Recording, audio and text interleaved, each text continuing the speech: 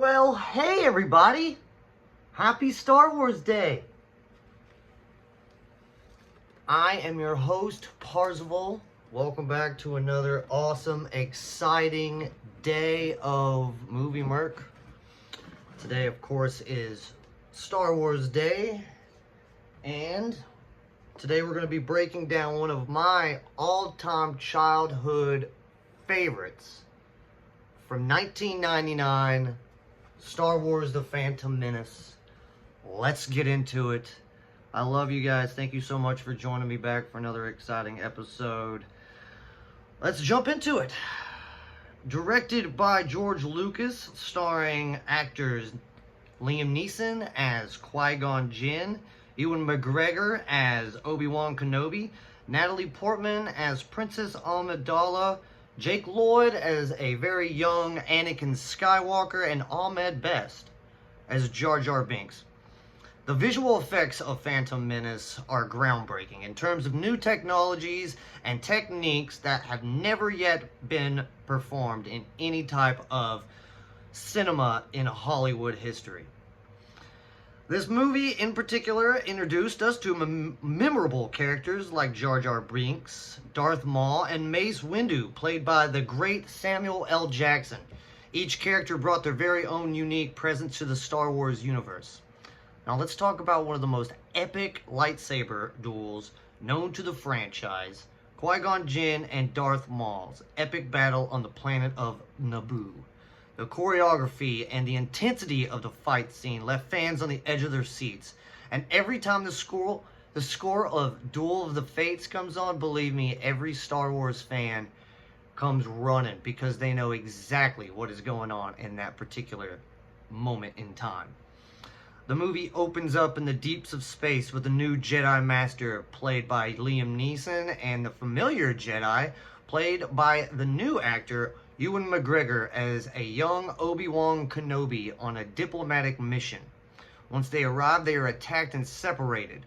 The two meet back up on the planet of Naboo, where they save the life of a Gungan, Jar Jar Binks, played by Ahmed Best, who later returns to the Star Wars franchise in Chapter 20, The Foundling, on the Mandalorian series on Disney+, as Jedi Master Kelleran Beck. The title of the Phantom Menace holds many secret meanings. Yes, the Phantom Menace is mostly pointed and directed at Darth Maul, but it also kind of presents itself as the Phantom Menace as being Senator Palpatine, seeing as how he grows into the Emperor. Most of the movie is a plot to push Palpatine to power, because yet again he is the one that we all know from watching all the Star Wars, that he is the one who's pulling all the cords in most of the Star Wars lore that we all know. Even speculated to have given Anakin's mother the pregnancy, which created Anakin by manipulating the midi-chlorians. The movie is a political tale, yet a harrowing one, as we see a major death in Qui-Gon, and seeing what takes place to put the Emperor into the seat of power that feeds his thirst as he manipulates all the other senators across the galaxy into his Emperor title. There are hints the Jedis have lost their powers throughout the movie to sense the presence of the dark side throughout the film.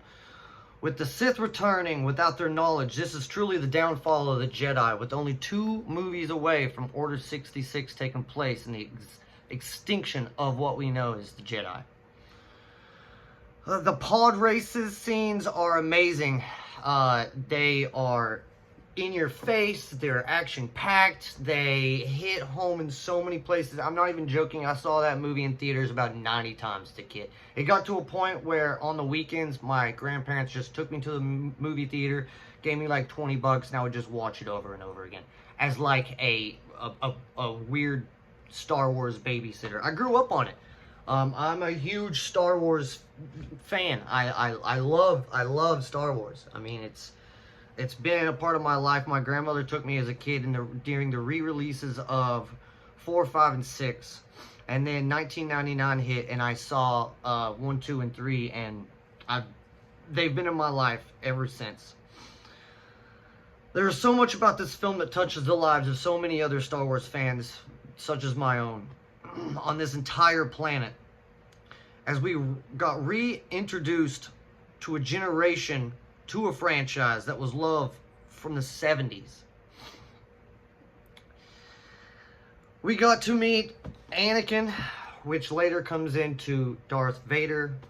We get a Qui-Gon Jinn in the Obi-Wan series that just was released a year or two ago on Disney Plus, with Liam Neeson returning in his ghost form, his Force ghost form. This movie is awesome, and it really, like I said, it sparked a new generation into what the Star Wars tales are, and I love it. I love it.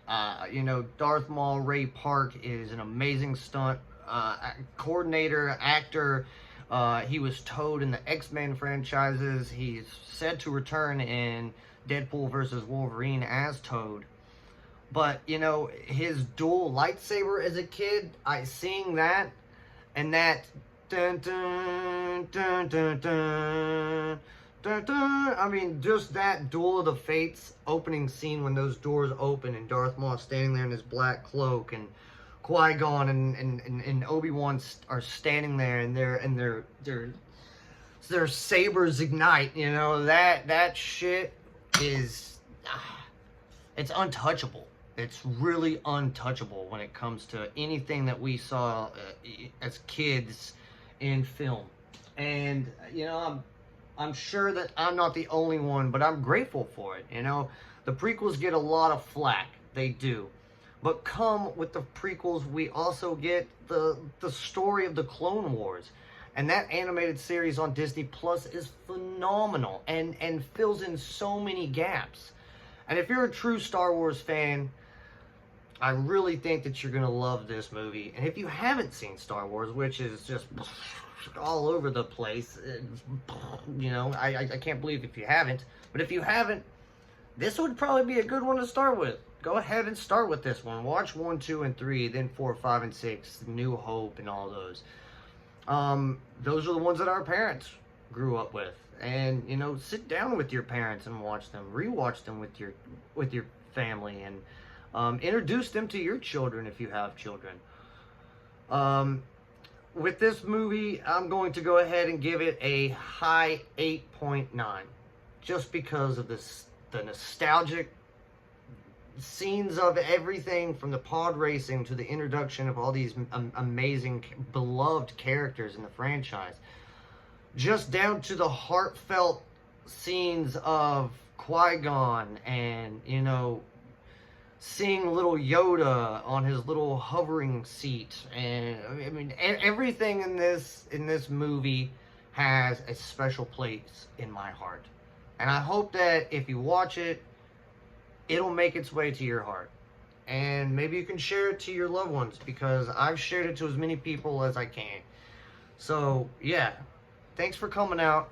Enjoy Star Wars Day. May the Force be with you. May the 4th be with you. I love you guys from the bottom of my heart. Thank you so much for helping me get to where I am on Movie Merc. And if you haven't been here before, please hit that subscribe button below. If there's movies in the future that you want me to break down and review, please leave them in the comments. We're going to be doing a special segment here coming up real soon. And I'm going to also be doing a special video to thank every single one of my first 100 subscribers. So stay tuned for that as well. Again, from the bottom of my heart, I love you guys. Happy Star Wars Day. And go out there and watch a movie. Now, I'm going to get back in here and watch some Star Wars, because that's just what I'm going to do all day. It's Star Wars Day. So, I love you guys. Stay golden, and I'll talk to you guys soon.